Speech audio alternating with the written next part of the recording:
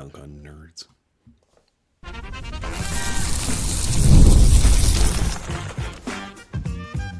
You are Locked On Buckeyes, your daily podcast on the Ohio State Buckeyes. Part of the Locked On Podcast Network, your team every day. Welcome in, Buckeye fans, to your Locked On Buckeyes Squad show after Ohio State's 42-17 win over Tennessee in the first round of the college football playoff. I'm your host, Jay Stevens, and joining me for this special show this evening, it's my guy, Jeff Hunt. He's an Ohio State analyst. And there's Spencer McLaughlin of Locked On College Football and Locked On Ducks. We'll talk about that one later on in the show. But Spencer, I was going to start with you with this one because with this game, I was nervous. I know a lot of Buckeye fans are nervous about how this game was going to go. Ryan Day said in the press conference multiple times this week, we got to do whatever it takes to win the game. And by the way that the Buckeyes played, they did just that. Are we still firing Ryan Day? I thought he was done. I thought this guy was the village idiot, and Chip Kelly was a washed-up has-been who has no idea how offensive football works. That's what I was reliably informed. So either that was incorrect, or alternatively, I could accept this world too, guys. The SEC is just full of a bunch of bum-ass defenses who have no ability to slow down the vaunted Buckeyes that put up all of 10 points on that field last time that they took it. So it's one or the other, everybody. You know what? Comment section, you let me know. You let me know. You guys are the all-knowing, powerful college football community, shall we say. So you tell me, is Tennessee actually terrible? I don't think so. Or alternatively, did Ryan Day and Chip Kelly have a really bad day against Michigan, but they aren't actually bad coaches? Who would have thought? Who would have thought? Spencer comes in ready just to haymakers at everybody. We're trying to talk about the game, and he's like, "Hey, is Day getting fired?" I wasn't thinking about Day getting fired. By the way, let me just throw. Spencer came in on just like Will Howard came in tonight. No, I don't think I was as hot as dude. He looked like the best quarterback in the 25 cycle, not named Shedeur Sanders for NFL draft scouts. I mean, he's not obviously, but I mean, could he have looked any better? Yes, he had the interception. It was bad. Okay, was that a bad interception though? It's either an interception or a pass interference. One of the two was one. I guess it's not the worst one I've seen. I watched Kevin Jennings play today, so that was bad. I've seen worse interceptions out there. But I mean the deep. But once he hit the deep shot early in the game to Jeremiah Smith, I was going, this is the first drive. I just want to jump in on this real quick, and I know that both of you guys are going to agree with this. Those deep balls that that Howard threw to basically put away the game, whether it was early in the game or late, both of those weren't 50-50 balls. Those were 20-80 balls. He put them in great spots for good receivers to get. But I mean, still the throw was pretty good. These weren't Randy Moss jump balls. Howard made. I told Jay before the show started, Howard made 4 of the best throws of his season tonight. Yeah, I agree. It wasn't a I was talking to a football coach before a game a couple of years ago, and he was going against this offense that was a run and gun, and that's what they called. They had another name for it that rhymed, and he quipped to me, "Yeah, I don't know if it's a run and gun so much as it's a chuck and duck." And I said, "All right." And by the way, that coach won said football game. But I'm with you, Jeff. That was not a chuck and duck exhibition from Will Howard. That was, I'm putting the ball on the money. You just got to go out there and make a little bit of a play. And I think there are a couple thoughts for Ohio State fans here. Number one, all right, Ryan Day can stick around for now. Number two, where was that against Michigan? Where was the attempt?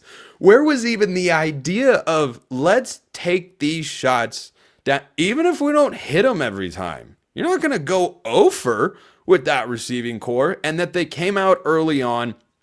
I thought that face mask call was really big for the crowd.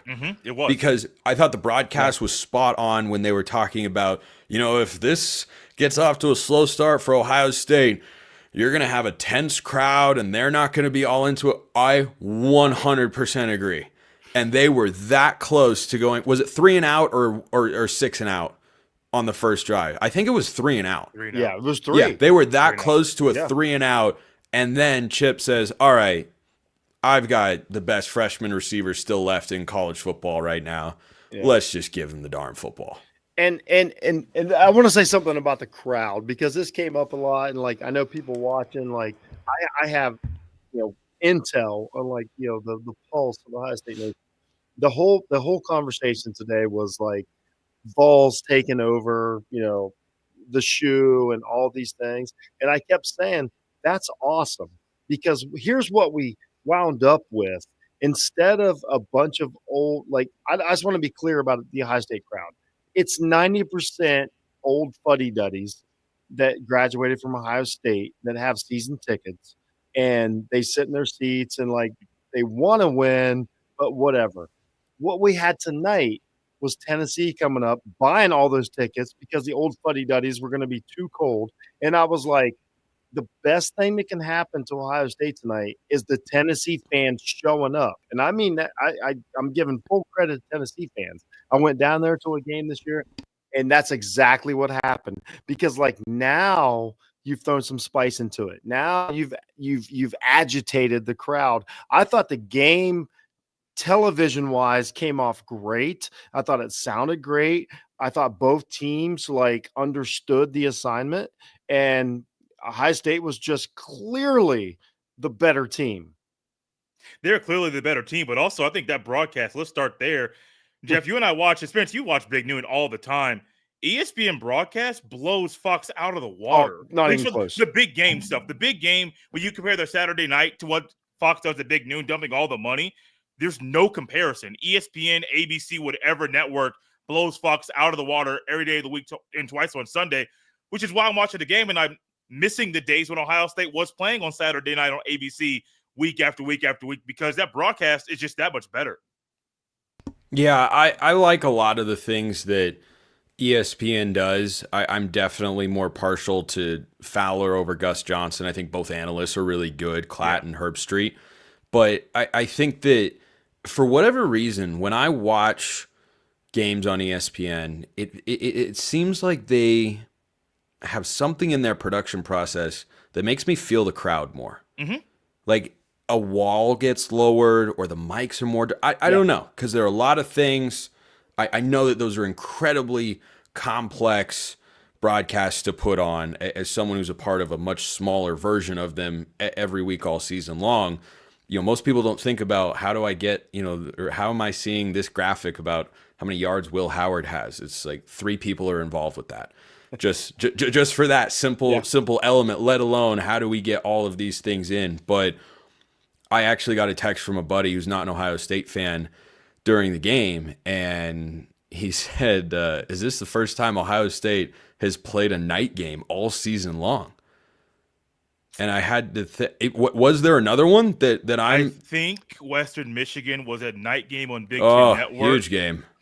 And I feel like they may have had a night game or some get what the Peacock game may have been a night game, or I forget exactly when they had a night. No, I'm saying night game at home. They had a night game at Autzen.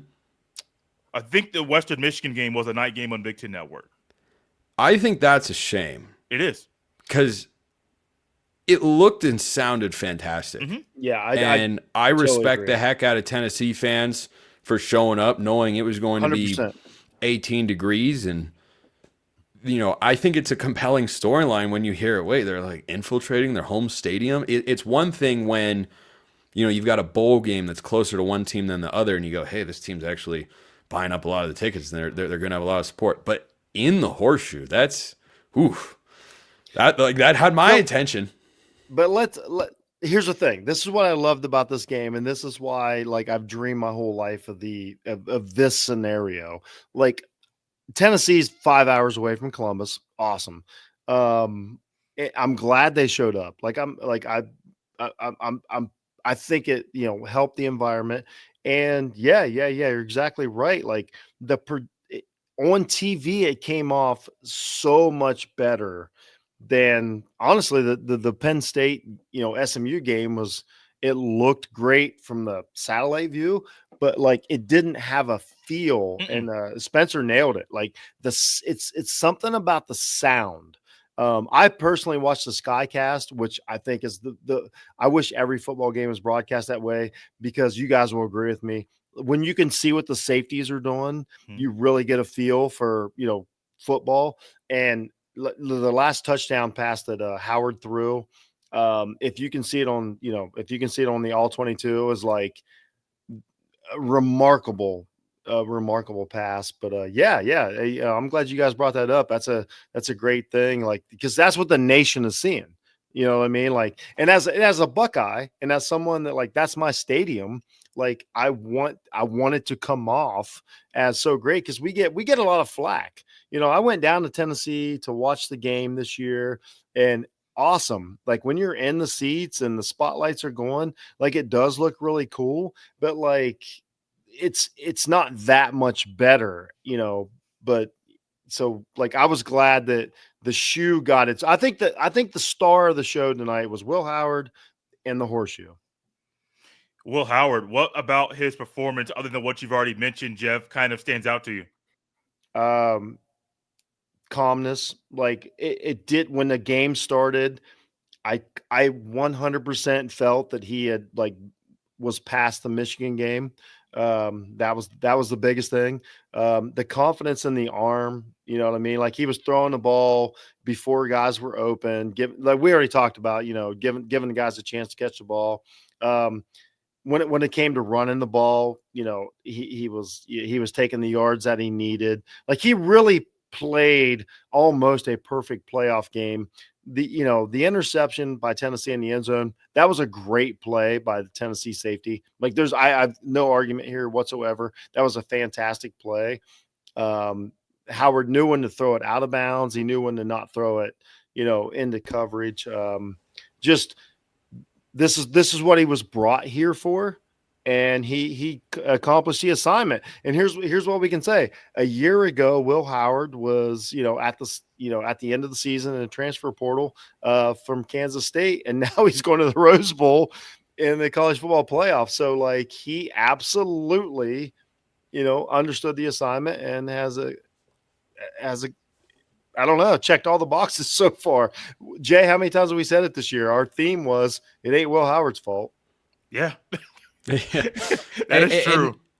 I was especially impressed. I'm glad you used the word calm in there, Jeff, because it didn't look that way on his first throw of the game. If you remember, he's got Emeka Ibuka wide open. Yes, I mean, wide open, and he misses him. Ibuka almost makes a tiptoe circus catch and can't haul it in. And I bet a lot of Ohio State fans looked at that and went, "Oh boy, you're correct, Spencer." He hasn't what I said. It. And then all of a sudden, what I said. That face mask. I'm not saying that Tennessee wins, but it feels different, at least early in the game. Clearly, Ohio State was always going to be able to lean on him, and Ohio State wasn't going to allow Tennessee to score a lot of points. And I'll, take my L publicly here. I thought Tennessee was pulling the upset. I didn't think the favorites were going to go chalk and go 4-0. They did. And this was the game that I had earmarked as the upset because I thought that Michigan game was hanging over them. And I looked at that offensive line and said, Tennessee's got a nasty defensive front. That offensive line was awesome. Yeah. Awesome today. And by the way, for all you Chip Kelly haters out there, Jay, I've been a Chip Kelly defender my entire life. For 15 years, I've been doing this. And how many times was a receiver running wide open? Yes, Will Howard made some awesome throws. The rainbows were just like moving art. I felt like I was bathing in a river of melted chocolate. It was so sweet and smooth and pure. And I was just at the Ghirardelli factory and I jumped right into the production process or something. It was great. But the number of times that Ohio State had a guy run a wide open and that's all Will Howard had to do, I lost track in the first quarter. Yep. It was awesome. Like, whatever game plan Chip Kelly and Ryan Day came with, they saw stuff on film that made them go, we can do this, we can do that. And they executed that really, really well. You know, and let's flip it. I know Jay's about to do this, but like everything you just said, I could flip it to the defensive side of the ball. And this was one of the first times all year, or Ohio State hasn't played a ton of big games. They played Oregon, Indiana, or whatever. But like the Ohio State defense also was like, we want to make them do this. And like it was frustrating. Every time Nico would run for 8 yards, the Ohio State fans were like, my goodness. I'm like, nope.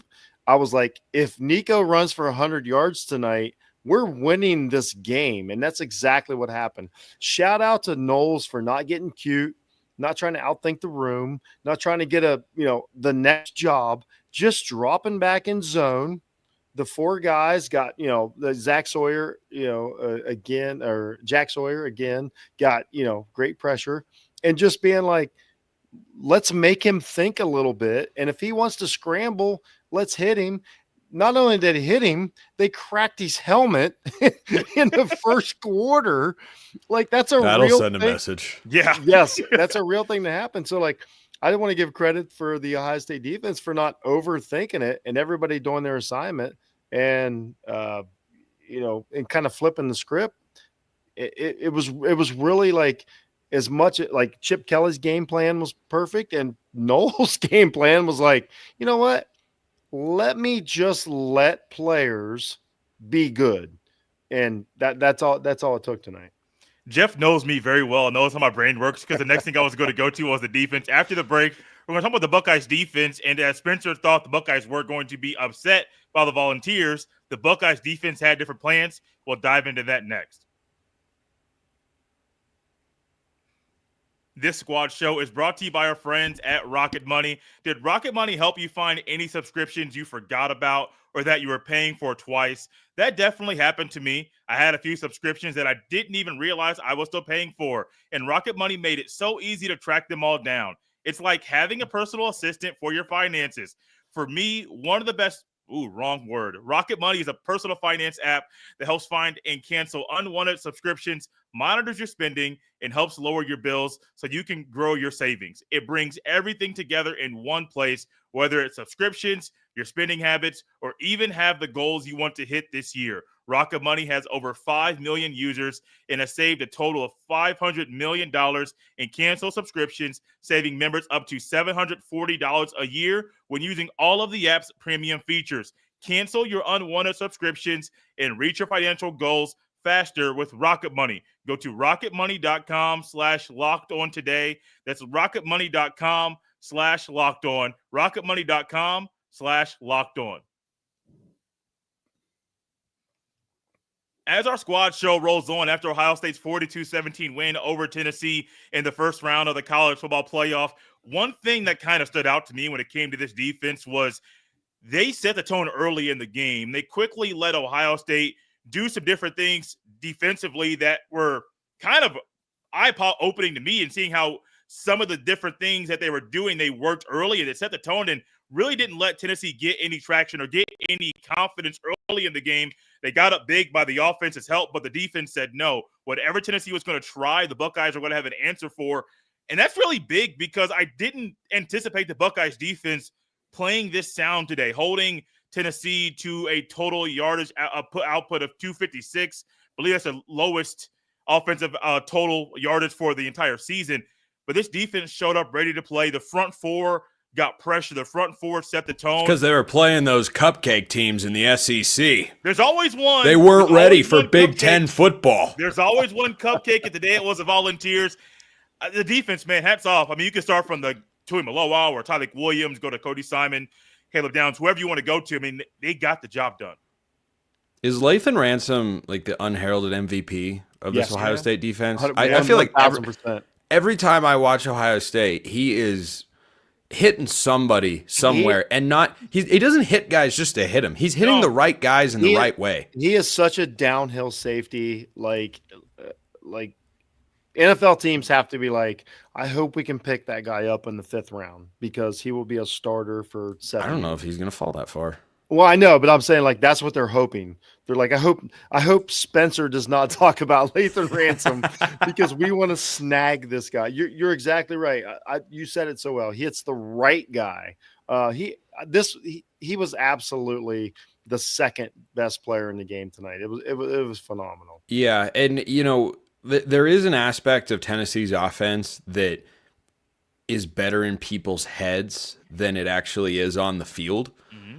And I talked about the Vols conversation coming into this playoff stretch, and I've compared them to the Kansas City Chiefs because when most people, the average fan, shall we say, however casual or informed level, like just wherever you're at, the average fan, you think of Tennessee in the last couple of years, and you have dancing sugar plum memories of Hendon Hooker throwing the ball up and down the field and these big explosive, and the run game isn't really there. It isn't really there. And then all of a sudden it is there, but they're explosive. They're dynamic. That's what the Chiefs were early on with Andy Reid. Mahomes, Tyreek Hill, Travis Kelce, weapon here, random guy there. All about now you watch the Chiefs play and you go, this kind of feels like Brady with the Patriots. Like, just stink it up for 3 quarters, and then in the fourth go, okay, here's 10 points when we need it, and we're going to go down, and we are flawless situationally. And Tennessee obviously doesn't have that component, but the Chiefs have become a defense and ball control team. And Tennessee, why I thought they'd win this game, is what travels in the weather. Defense, run game. Well, the Ohio State defense took away everything that Tennessee wanted to do, and the defense did not show up in a big way. And I just looked at Tennessee and said, it's not how everyone thinks they could do it, but I think they could win it all because defense and running game will take you everywhere, and you just need Nico to be average. But, boy, I don't know what it is about the Josh Heupel offense and Nico right now after his first season starting, but is he incapable of getting to a second progression in any passing concept? Any of them, anywhere? Like Josh Heupel was out there in the third quarter, down 21 points, and he's dialing up bubble screens like I'm playing EA College Football 25, hoping my guys will miss a tackle on the other side. Like, there is nothing about this passing game that is explosive, consistent, dynamic, or even stable. Yeah. It is barely there when it needs to be. And I know that Josh Heupel's got the offensive ability. I think that after they burst on the scene in 2022, it looks to me like everyone in college football has just figured him out. Yeah. They look at these wide splits and say, here's the answer, and there's been no counter. No. Yeah, no, it goes back to what I said. I was like, after Ohio State lost to Michigan, I was like, here's the deal. The one game that was probably 90% locked in was Ohio State, Tennessee after the last week of the college football season. And I'm like, if Ohio State's not ready for Tennessee in 20 days, then they're never going to be ready. And you just said everything. Like, I remember going to Tennessee and I'm sitting there and watching the game, and I'm like, all my thoughts were what you just said, Spencer. I'm like, okay, like it's a one read, like everything is banked on like breakaways or big runs or breaking tackles or whatever. And then like all today and like all the pregame and everything, they're like, Tennessee spread you out really wide. And this is what always gets me when they talk about an offense. And it's something a little different. I'm like, well, why wouldn't everyone do that? Like if Tennessee's offense was the way to win college football championships, Georgia would do it. Correct. Alabama would do it. Correct. All these teams would do it. And it's exactly what Spencer just said. Like, it's not like for some reason they thought that the Ohio State corners couldn't handle the edge. They didn't only handle the edge. They actually would have won the game if it wasn't for a whatever you want to call that penalty, on a late hit or, whatever. Like Igbinosa, like they won. The edges won. Like Burke and Igbinosa won the game. So then all of a sudden when going way out to the sidelines doesn't work, Well, now what do you do? So essentially, like Tennessee's offense is built on we're great as long as the other team isn't as good as us. And then tonight it caught up with them. Kind of sounds like they're just good and not great. Yeah, exactly. And I've said that a lot about Ohio State too. I want to be totally fair. I'm like, Ohio State will beat any team that's not as good as them. But tonight, Might Tennessee, be one notable exception in there, but yeah. Right. Yeah. No, we'll talk about that later. No. We'll save that I for totally like the agree. final 5 minutes of the show. I 1000% agree. That's why that game was such a big. But I mean, Tennessee ran in the same thing tonight. They're like, "Oh, we'll come in and do this and that." Like I understand what the taste in everybody's mouth was after the Michigan game, but regardless, Ohio State has a lot of really physical, good football players. And it looked like tonight, like after, I don't know, the first couple series, like Tennessee was like, well, we didn't want to do this. Like we didn't think this is what we were going to have to deal with. And that's what it looked like in their eyeballs. Kind of like what Indiana looked like against Notre Dame. Like, wait a minute. We didn't sign up for this. You know what I mean? Like our coach told us it was going to be way easier than this. And it wasn't. By the way, point of order. Indiana played Ohio State closer than Tennessee did. Yeah. Oops. Yeah, sure did. That's actually sadly true. Yes, it is. It's not wrong. just sadly true, Jeff. It's Tennessee aggressively true. Because remember, and think about it like this. 42-17 versus, was it 38 to 38 what? 15. They went for 2. And Yeah, they got right. 38-15. Ryan Day didn't have to score that last touchdown for Ohio State. He wanted to get it to a 23-point win. Tennessee scored when this game was already a bigger margin than it ever was. Lane Kiffin has to be shaking in his boots right now as the biggest whiner in college football at the moment. Put him on the side of milk cartons because I don't think he's tweeted in like 5 hours. He's nothing to say. He has nothing to say at all. No. It's just...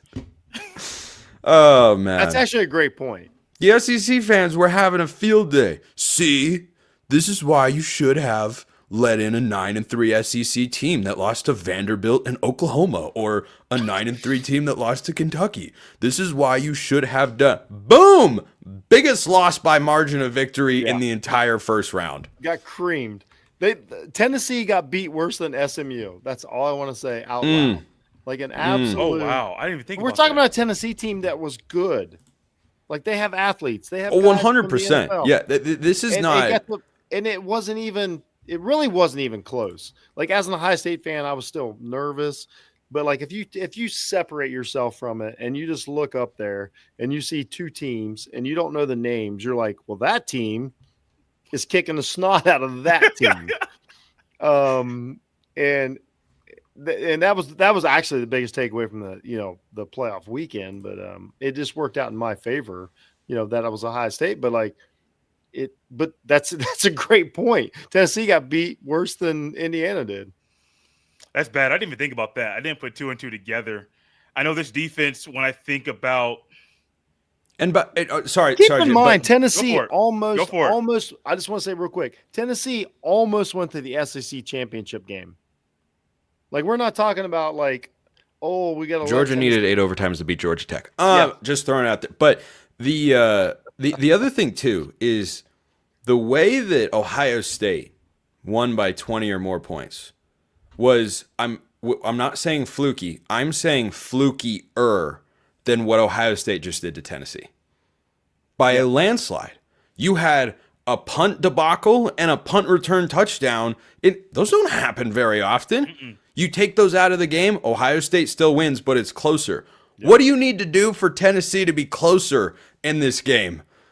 Will Howard. Let's start. Throw the ball behind him. Well, why don't we start with the face mask and say maybe Ohio State doesn't score then? Then it's only 40. Yeah. Sorry, I can't count that high. How many points did the Buckeyes have today?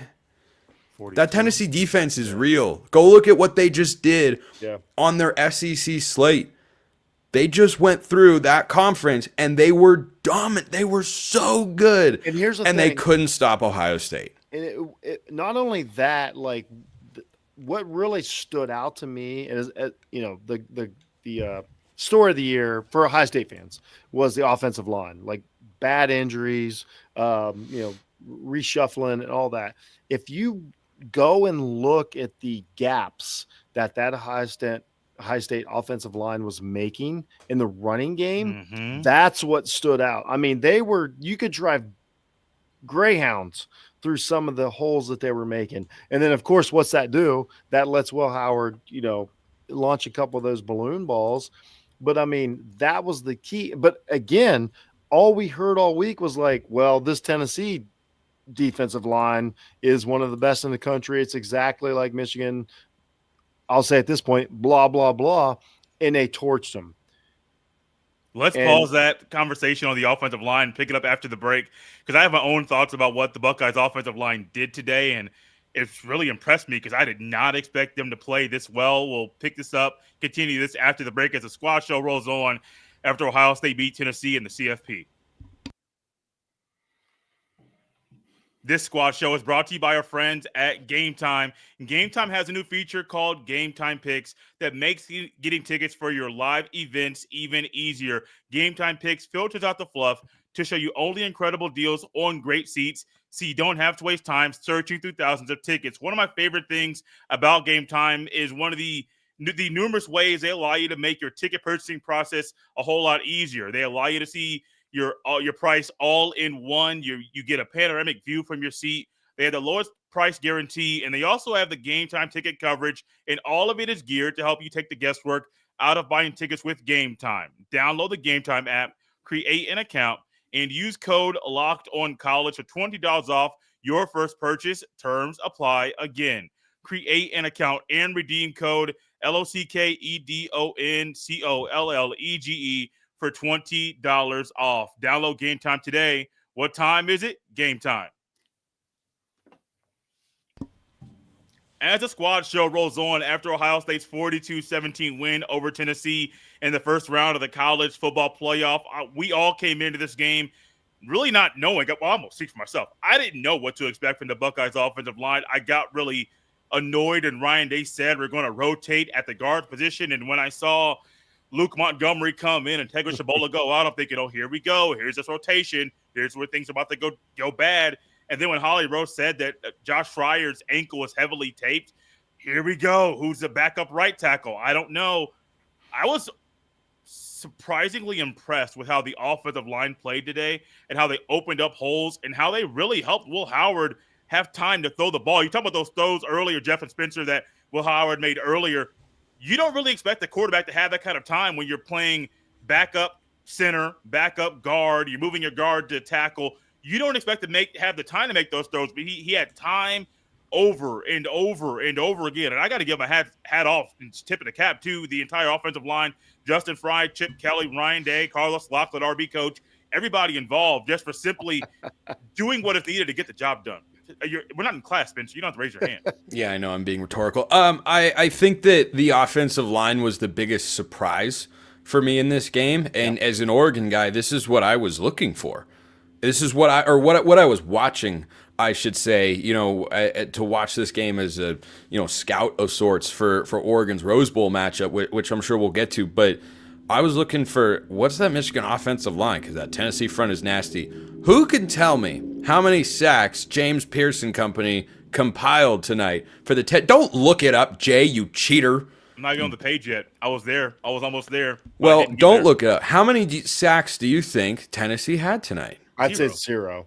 It's absolutely 0. The three of us combined for the same number of sacks as the Tennessee Volunteers defense, which, by the way, I know is good. I'm just that impressed with Ohio State. And Oregon fans asked me going into this game, hey, who would you rather play, Ohio State or Tennessee? I said, well, I see this over here. I'm not really sure about the mood around Ohio State. Buckeyes look a lot more terrifying after this game because of the way the offensive line played.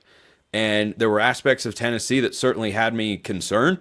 I think that, I know that Vegas would have had Oregon as a bigger favorite over Tennessee than they would Ohio State. And because of this game, it's open as Ohio State -1.5. It's probably going to be another coin flip game at the Rose Bowl in the semifinal there. But what I told Oregon fans is what I'll say here, and it remains true.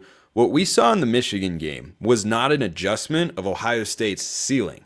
It was an adjustment of Ohio State's floor. So we thought the floor was here and the ceiling was here. And it turns out Michigan showed, their floor is down here. But this upper end of what they are capable of didn't change, because that performance they put on tonight is how the offense always could have looked. And the potential was always there. So if that offensive line is going to play like that, and I don't know what to expect from the Oregon defensive line now, because they got pushed around by Penn State. They only had 1 sack, and they did not have consistent pressure on Drew Aller in the Big Ten championship game. They get torched for 37 points, which is far more than they ever should have allowed. And the Nittany Lions ran for 290 yards. So they're going to be incredibly rested. I expect them to play better. But that Ohio State offensive line was the biggest thing I was watching coming into this game. And they wildly outperformed even what I thought the best performance they could have had. That was really, really impressive. Yeah, it was crazy. Like, I mean, I thought the thing that really jumped off the page, like, I knew what Howard and the receivers could do. I knew what the defense could do, but it was really the offensive line and what Henderson did at running back was like when he was getting 5 or 6 yards a carry. I know it doesn't sound like a lot, but I was like, they were easy yards. Yeah, the holes were there. They didn't even really have to lean on Judkins, even though they could have. Like, either one of those running backs could have, like, they kind of had their pick if they could run the ball. But that's not how it's been for the last basically month and a half, 6 weeks of Ohio State football.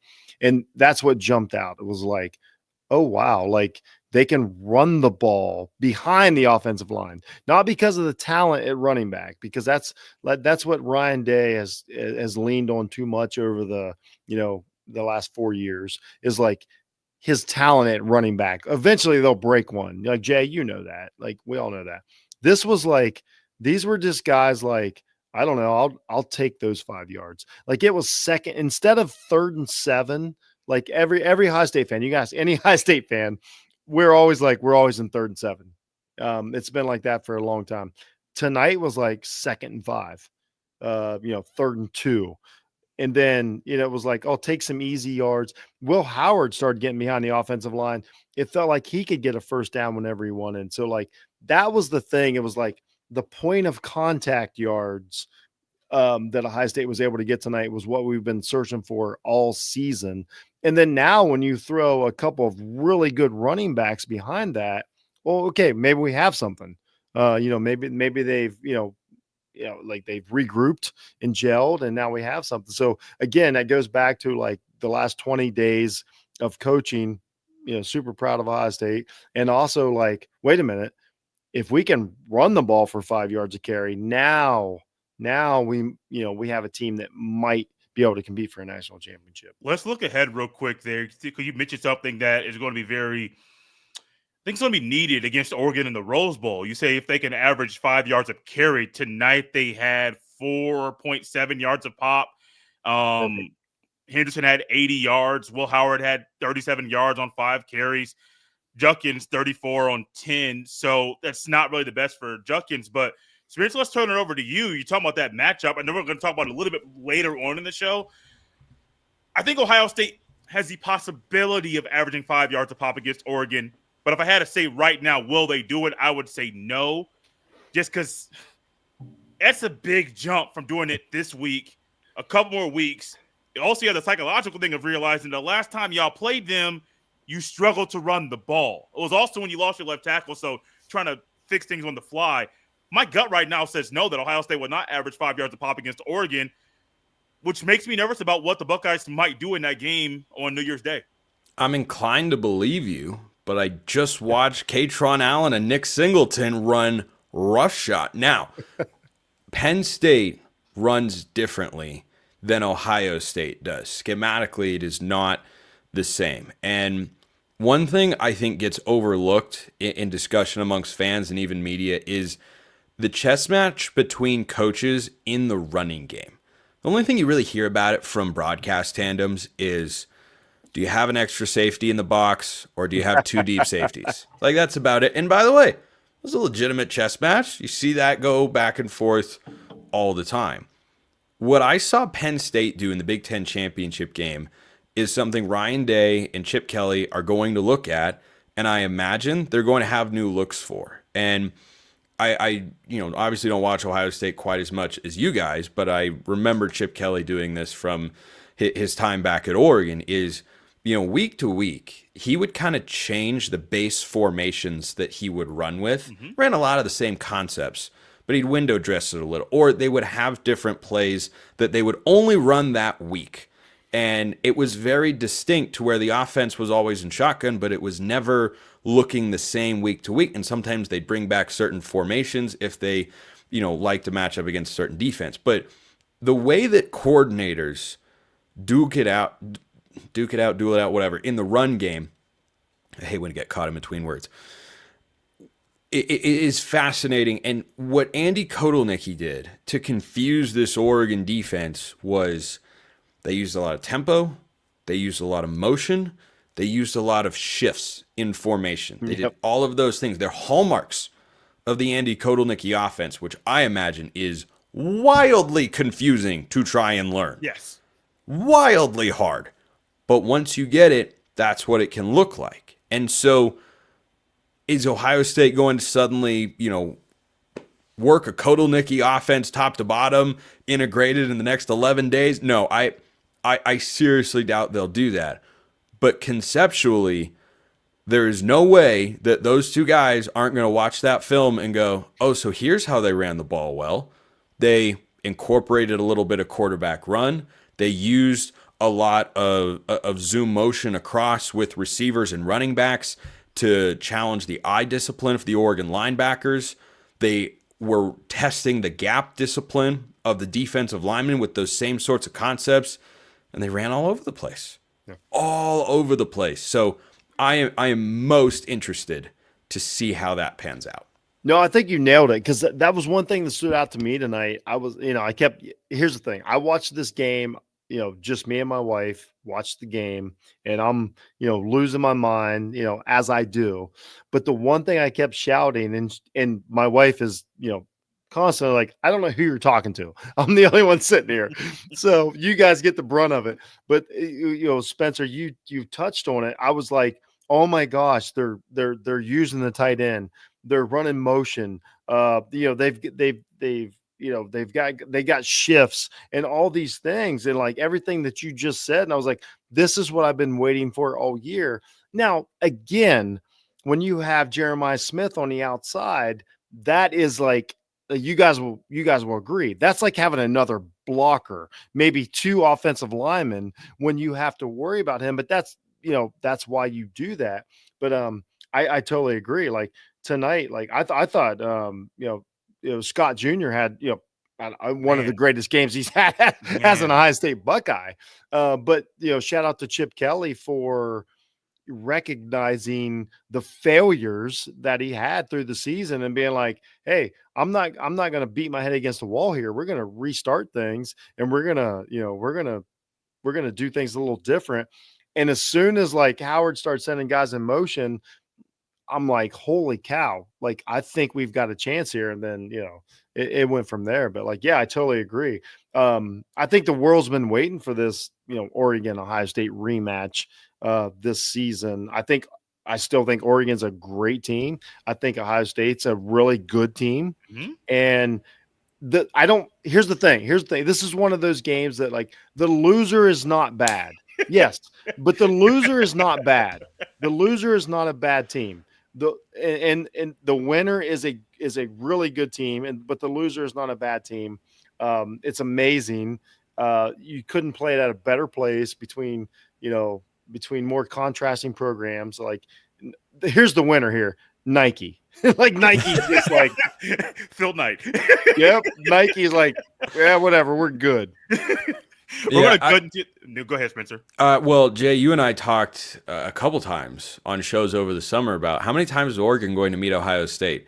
In any of the scenarios we laid out, was there ever a world where we landed on 2, but 1 in the regular season and 1 in the Rose Bowl? I don't think either. I never even conceptualized that as a possibility. Like it's so wild. But and that being said, Oregon's the team that's getting screwed here because they were the best team in college football this year, and they're like, who do we get first? Oh, Ohio State. The one team, like honestly, while Penn State's playing SMU. If you were to if anyone were to power rank the teams that are remaining, who isn't putting Oregon and Ohio State 1-2? Exactly. Maybe someone tosses Texas in there. Okay. Yeah. Like Ohio State, Ohio State. Texas hasn't beaten anyone that good, but okay. No. Ohio State messed up. You know, they changed the path of their season. Oregon did nothing wrong in their first playoff games. I mean, yeah, like the end result. Yeah, but I want to be. Did you watch the Idaho game, man? That wasn't right. Like, Oregon's like, I don't know. We won all of our games, and I'm not saying they can't beat Ohio State by any means, but I'm saying like, wait a minute. Oh yeah, Penn State's over here playing Boise State, and they've lost the only 2 tough games they played. Oregon's like, oh great, we get Ohio State. Like that's an awesome. Yeah. Even if you win, it's like the NFL playoffs. And this is why we all love the 12 team. Even if you win, you're like somebody's hurt, like somebody's dinged up, somebody's sore. You know what I mean? Like Oregon's like, what did we do to deserve? Yeah, I mean, there was a comment that rolled through earlier, and someone said, you know, why is the national championship in the quarterfinal round? I think that's a fair way to look at it. Not entirely, because in the NCAA tournament sometimes in the Elite Eight, you kind of realize the winner of this matchup is going to win the Final Four, the whole tournament. Yeah, anyway. it happens. This is a Duke Kentucky situation. Yeah, it is a little bit. It does kind of feel that way. Well, Kentucky doesn't go to the Elite Eight anymore. Wow. Going back to the 90s on that one. The dynamic is. I'm a lot older than Spencer. I mean, I remember when they did, but I mean, Calipari isn't the coach elsewhere because they just decided to show him the door. Coach K, was that Rick Pitino back then? I'm old enough that I remember the Leitner shot. That's how old I am. I watched documentaries about that. Exactly. People, I'm at the age to where people apologize for how old I am. They're like, oh. Like that was a great 30 for 30. Oh, it was fantastic. I hate Christian Leitner. It's one of my.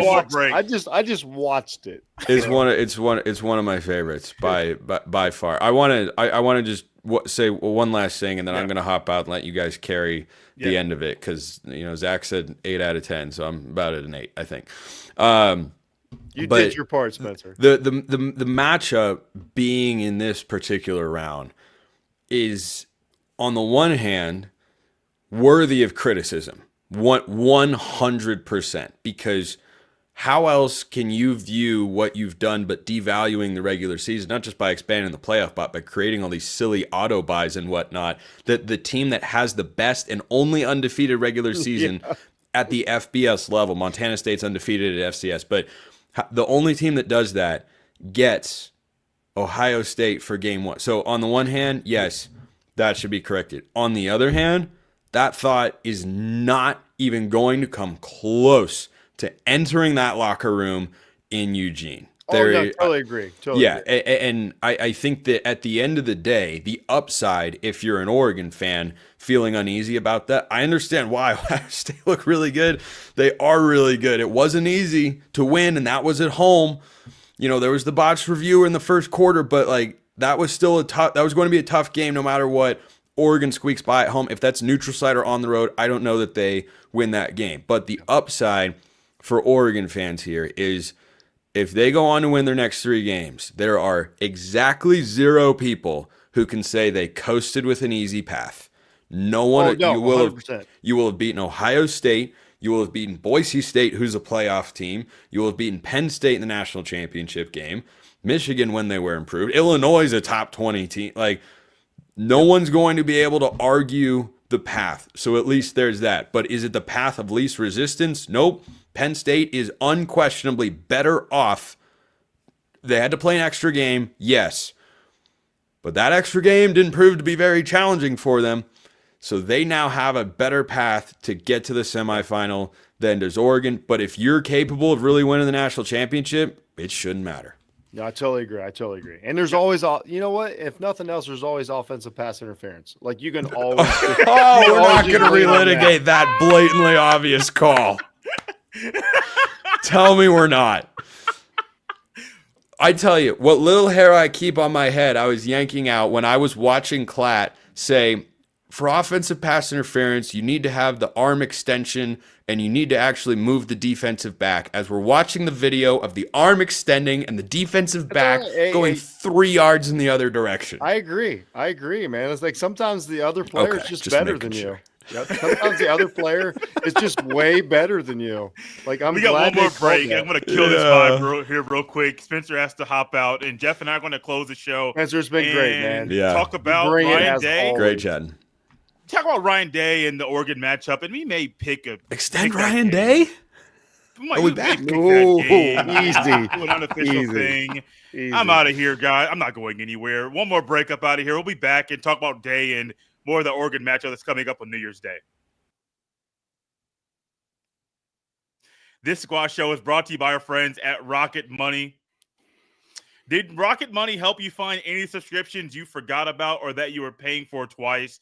That definitely happened to me. I had a few subscriptions that I didn't even realize I was still paying for, and Rocket Money made it so easy to track them all down. It's like having a personal assistant for your finances. Rocket Money is a personal finance app that helps find and cancel your unwanted subscriptions, monitors your spending, and helps lower your bills so you can grow your savings. It brings everything together in one place, whether it's subscriptions, your spending habits, or even the goals you want to hit this year. Rocket Money has over 5 million users and has saved a total of $500 million in canceled subscriptions, saving members up to $740 a year when using all of the app's premium features.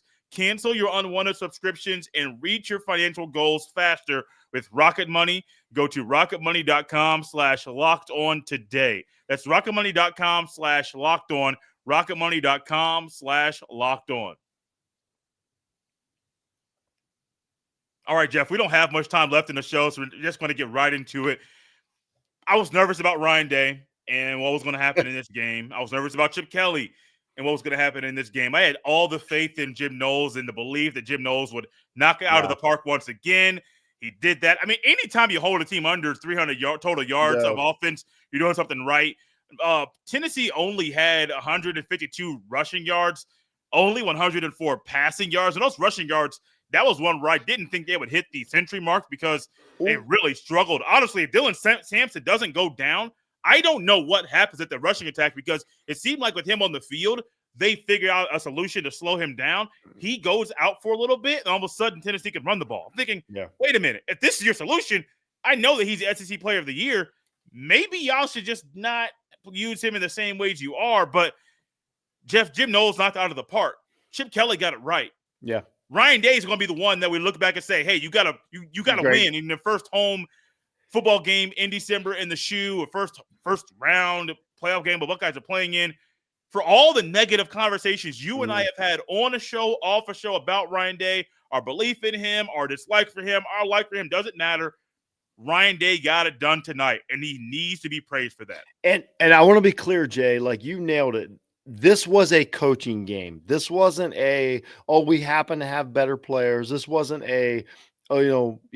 Tennessee, for whatever reason. Like, no, this was a coaching game. Ohio State was prepared.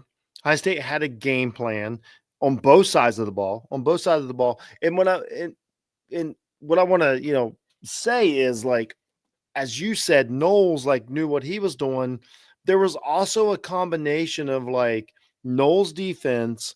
This was the first time to where I felt like the defensive side of the ball and the offensive side of the ball were on the same page. Yes. Because I was never at any point in that game like, oh my gosh, I can't believe the offense isn't doing their part. Or a couple years ago, we were like, oh, the defense isn't. this was synergy. This was the first time since 2019 Clemson that we were like, they've got a plan. And I'm going to give, like, as hard as we've been on Ryan Day, like we've had several shows of, like, honestly discussing Ryan Day's, future. Mm-hmm. Here's what's funny. Like, he had a plan. Here's what we know right now. And this is as simple as it can be. Ohio State Buckeyes are in, the second round of the playoffs with a chance to win the national championship. So I'm not, like, that's all I ask. And he had 20 days to get ready for Tennessee, a tough team, coming up from the SEC and all that. And they squashed it. Like, it wasn't even a question. Like, all the players looked like they knew the assignment. All the defensive players looked like they knew what was going on. Like, this was the first time this season, and I was like, every player's on the same page. And I have to give credit. This is a classic. Like, I have to give credit where credit's due. It was fantastic, Jay. It was a great performance from the entire coaching staff. The energy was high. The game was called well. Like, it was just fantastic. This wasn't if something would have happened, you would have lost. No, this was like, you came up here as a good SEC team and we beat the crap out of you. We knew what you were going to do and we did it first. Super impressive. Like, honestly, like one of the most impressive Ryan Day games that we've had. And I know that bothers me because now I don't know what to do with this situation, but it is what it is, man. You got to give credit where credit's due. It was a great coaching performance by the coaching staff. We're not going to do the conversation about should Ryan Day be fired or does the result of the Oregon game dictate Ryan Day's fate as a Buckeyes head coach. We're not doing that today. No. Jeff and I actually might do that later on next week. I haven't talked about that. It doesn't now, though. No, it doesn't matter. Let's praise him, man. Right after the game, let's praise him for what he did. But Jeff, I have a question for you. Kind of a scale of 1 to 10. We're going to close it up with this. Got a few minutes left. Okay. On a scale of 1 to 10, how confident are you that Ryan Day will provide a similar level of preparation and game plan for the Rose Bowl against Oregon? 1 being you're least confident, 10 being how the most confident. I'll go to 7, okay. because here's the mistake that the Ryan Day's teams have made in the past, that this is what separated him from Urban Meyer, is because against Tennessee, it worked. Like, everything they saw against Tennessee was exactly what they got. So everything worked. But like, what happens is if a team comes out a little different, it seems to be like Ryan Day is like, oh, like everything we just did for the last 2 weeks is out the window. I don't know what to do now. As to where like Urban Meyer could adjust on the fly a little better. Ryan Day has not proven that he can adjust on the fly as well as some of these guys. So like, I'll say a 7. If you watch and I think Spencer touched on it great. If you watch the Oregon versus Penn State game, if that's the team that you're getting, I have an 8 out of 10 confidence that Ohio State will be completely ready for that team. But what happened in the first Oregon game this year was Oregon came out a little bit different and caught them off guard and Ohio State dug a hole they couldn't get out of. So I guess it's a chess match right now between, but if I'm Oregon, I think Spencer touched on it. If I'm Oregon, I'm like, uh-oh. Like, I don't know what's coming. So like, that's a credit to Ryan Day as to where like right now, Oregon's coaching staff is like, we have a lot of film to watch. We do not know which Ohio State team we are playing. So that's also a credit, to the coaching staff and Ryan Day. Jeff, I want to go 8. And it's not that I have the utmost confidence or belief in Ryan Day as an overall elite head coach. Ryan Day this week said we have to do whatever it takes to win. And normally in Ryan Day's tenure, he said that, but hasn't backed it up on the field. He's won a lot of games where he said some stuff that we're going to do this, going to do that. We haven't seen that on the field. This is one of the first times in a while where Ryan Day said something in the middle of the week during a press conference, and that thing has showed up in a massive way on the field.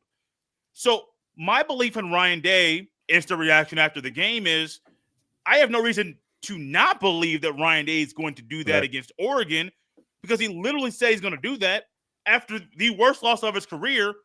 Hey, we're going to do whatever it takes to beat Tennessee. He did that, opened up the playbook.